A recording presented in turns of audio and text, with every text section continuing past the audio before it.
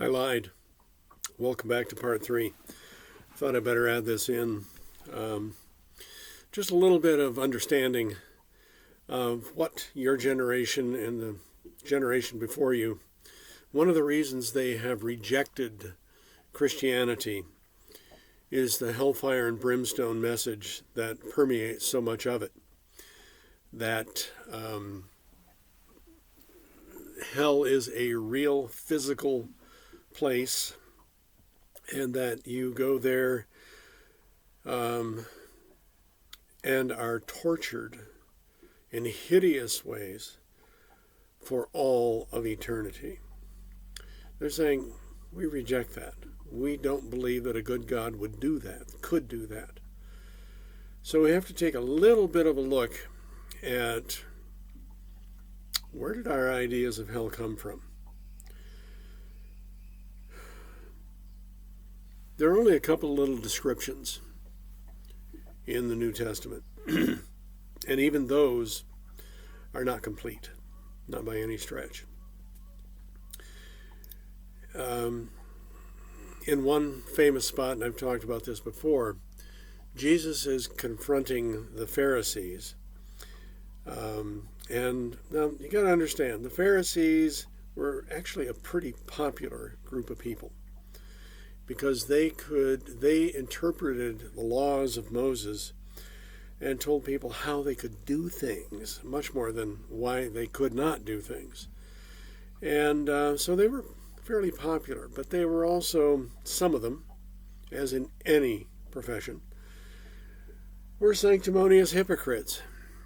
And they were challenging Jesus because Jesus was challenging the Scripture.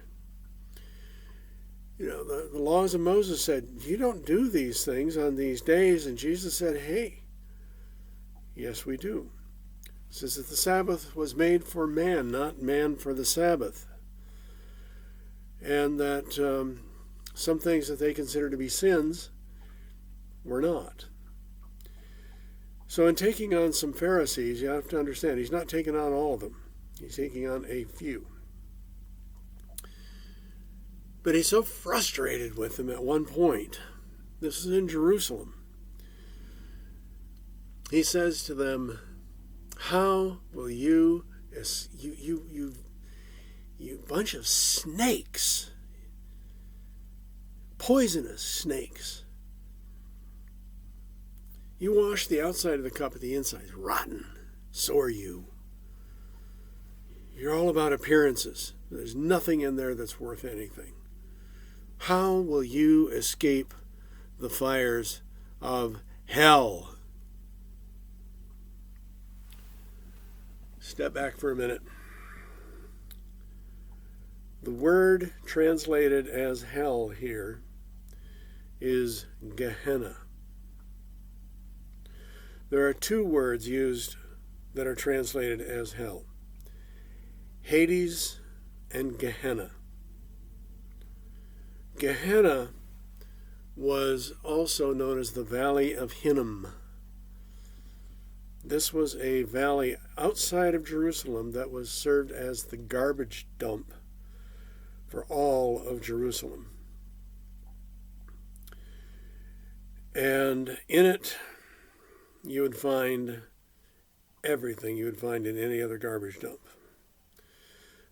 but including the dead bodies of criminals,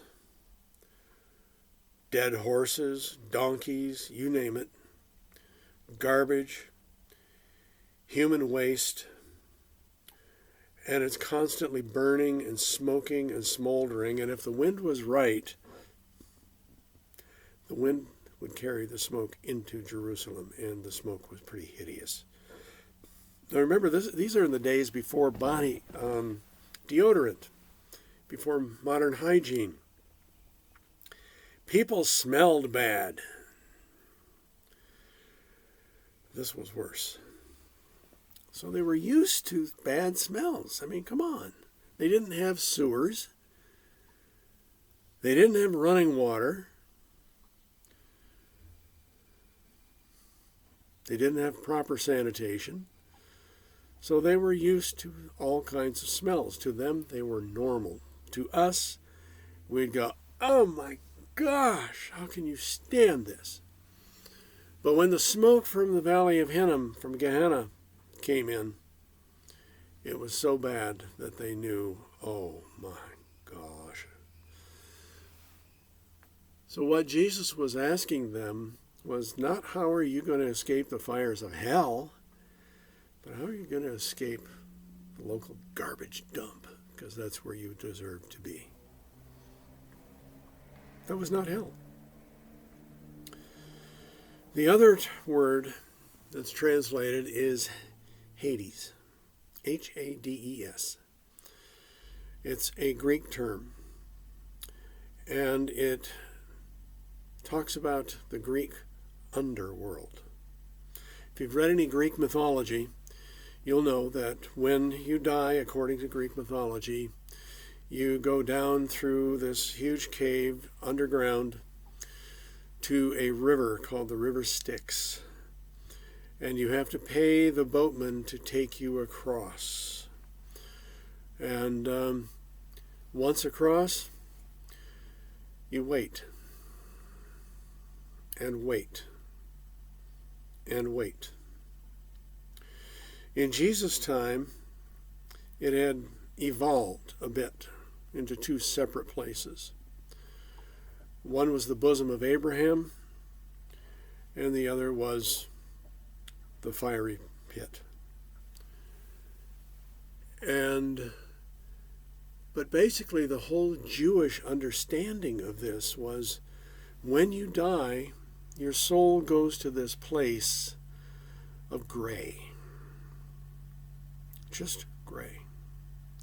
Shades of gray, lighter and darker, with very, very little life force. Now, I had the opportunity to talk to a rabbi about this several years ago down in Houston, Texas. And he said, as I asked, what is this underworld? He says, it's a place of asking. He says, it's a place of waiting. I said, waiting for what? He says, the general resurrection. This is where all souls go on death until the general resurrection, when everybody is resurrected and they stand before God. Now, we're talking about hell in Jesus' day, not today. That's a different view, very different view. So how did we get our visions of hell? You need to look into the 1400s. Dante Alighieri, an Italian writer, wrote a book called The Divine Comedy. I think that was it. But part of it is a description of hell. And he describes 9 levels of hell. Some of them are freezing cold, some of them are burning, some of them are populated by terrible creatures, and others you're suspended upside down in human excrement. I mean, it's a hideous place. This is where we get our ideas of modern hell. Then there was also a painter at that time, trying to remember his name, can't remember it right now, but his paintings depicted people being these horrible creatures attacking people, tearing them to pieces, eating them, shredding them. And this was all part of hell. Well, this caught the imagination of the Roman Church, and they used it to their absolute advantage, because they were trying to get money to pay for St. Peter's Basilica in Rome. And so they used these pictures, these word pictures, and the paintings to sell indulgences throughout Europe. An indulgence was you pay your money and it's a get out of hell free card. That's what Martin Luther objected to. But that's where our ideas of hell come from, of Satan and of the terrors of hell. They were not what Jesus was thinking about. They were not the hell of Jesus' day. These are the hell. This is the hell of the imagination of Dante Alighieri and some other writers, John Milton in Paradise Lost.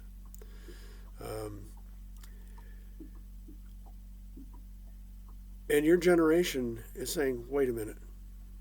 You guys preach a loving God, a God who died for us. And yet he would send innocent souls who've never heard of him, never had the chance. He would send them to be tortured forever. We reject that. We reject that. I think we need to do a serious reconsideration of hell. Is there a hell? I believe so. Is there a heaven? I believe so. But I don't think we've quite imagined either one out very well. I don't know. I have not been to either one. What about near-death experiences? Well, the human brain, when it's starved for oxygen, does lots of strange things. Do people actually go to heaven? Well, there's a couple of years ago, there's this little kid who said, died and I went to heaven. He lied. He made up the whole thing. He finally admitted it. Not a word of it was true. So it's one of those things where you have to be skeptical. I know one guy who says, I've been to heaven many, many times. The Lord has invited me up. And let me describe to you how it is. Well, when you first get there, you can't go into heaven proper. No, you have to be prepared. So you're in staging areas outside where you're instructed by the saints on what you must know. And you can audition for the heavenly choir and the heavenly orchestra. And the angels drive golf carts around. Why? Because, well, you got to get somewhere on time, totally forgetting that time has stopped. Oh, dear.